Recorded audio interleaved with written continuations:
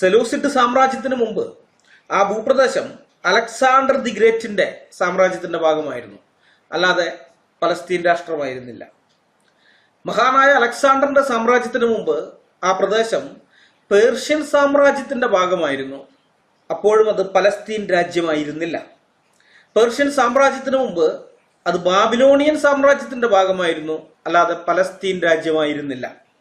Babylonian സാമ്രാജ്യത്തിന്റെ കീഴിലാകുന്നതിന് മുമ്പ് ആ പ്രദേശം ഇസ്രായേൽ, യഹൂദ എന്നീ രണ്ട് രാജ്യങ്ങളായിരുന്നു, അപ്പോഴും പലസ്തീൻ എന്നൊരു രാജ്യമില്ല.